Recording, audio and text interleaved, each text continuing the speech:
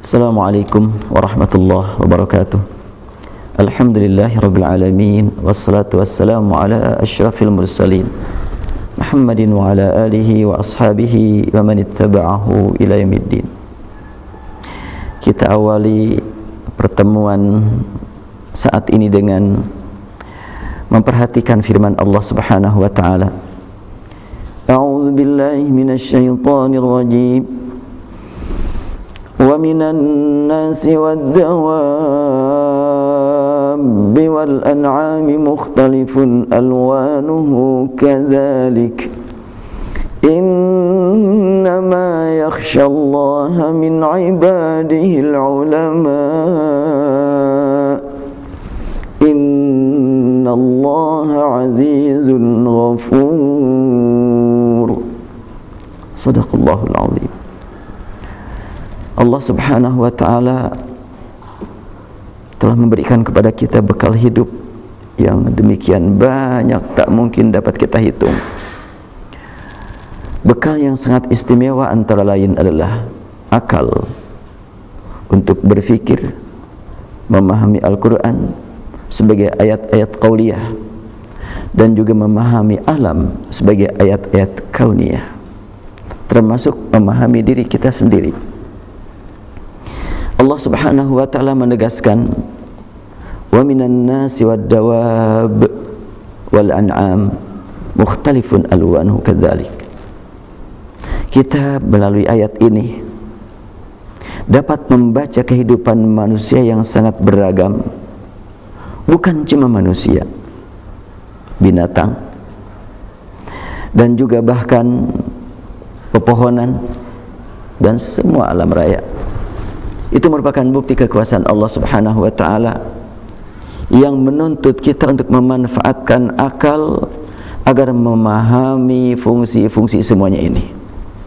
Fungsi yang sebenarnya adalah sebagai bekal ibadah kepada Allah.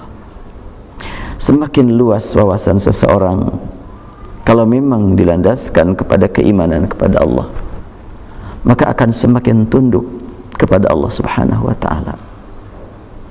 Namun banyak sekali manusia yang semakin luas wawasan malah justru semakin sering lupa kepada Allah, karena sibuk berfikir tentang dunia, berpikir tentang kehidupan sementara, lupa kepada kehidupan yang menciptakan alam raya, lupa kepada kehidupan yang abadi.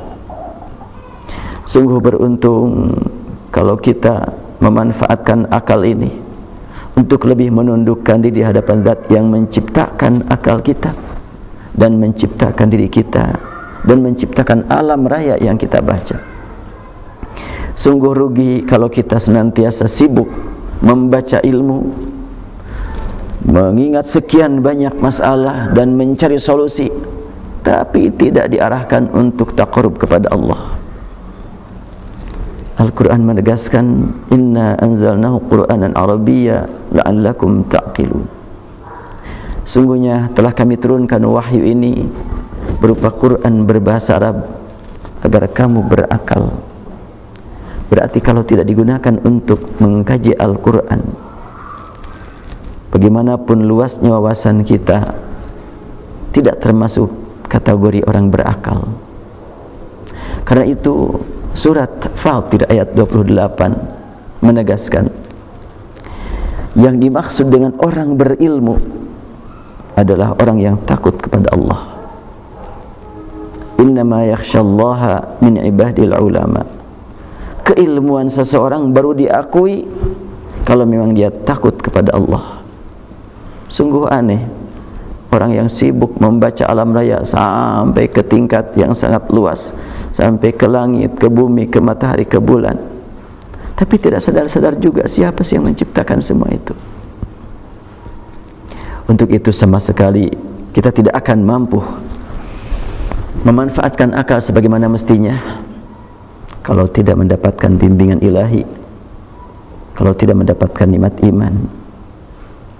Karena itu dalam surat Al-Hajj Allah berfirman, afalam yasiru fil ardi fatakuna lahum qulubun ya'qiluna biha. Tidakkah mereka melakukan perjalanan di muka bumi supaya apa? Supaya kalbu mereka berfungsi untuk mengarahkan mereka bagaimana cara berfikir. Apa artinya kita terus berpikir capek terus, tapi tidak ada kaitan dengan isi kalbu, yaitu al-iman.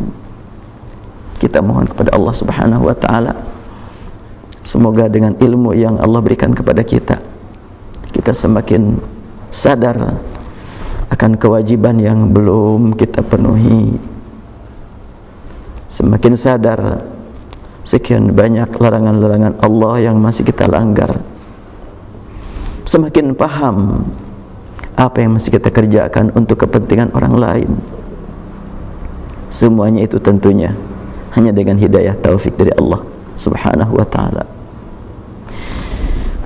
Allahumma ya Rabbana lakal hamdu kama yanbaghi li jalali wajhika wa 'azimi sultanik. Ya Allah, Tuhan kami, telah Engkau berikan kepada kami akal untuk membaca ayat-ayat-Mu, baik ayat kauniyah ataupun ayat qauliyah. Rabbana ya Tuhan kami, jadikan kami ya Allah menjadi hamba-hamba yang mampu menghayati Al-Quran dan mentafakkuri alam raya. Jadikan ya Rabbana ilmu yang Engkau berikan kepada kami sebagai bekal untuk ibadah padamu. Allahumma inna nas'aluka khasyatak fil ghaibi wasyahadah. Ya Allah, berilah kami nikmat zikir padamu, nikmat takut padamu dimanapun kami berada, dalam kondisi bagaimanapun keadaan kami. Allahumma Rabbana 'alaika tawakkalna wa ilaika anabna wa ilaikal masir. Rabbana atina fid dunya hasanah wa fil akhirati hasanatan wa qina adzaban nar. Walhamdulillahi rabbil alamin. Wabillahi taufiq wal hidayah. Assalamualaikum warahmatullahi wabarakatuh.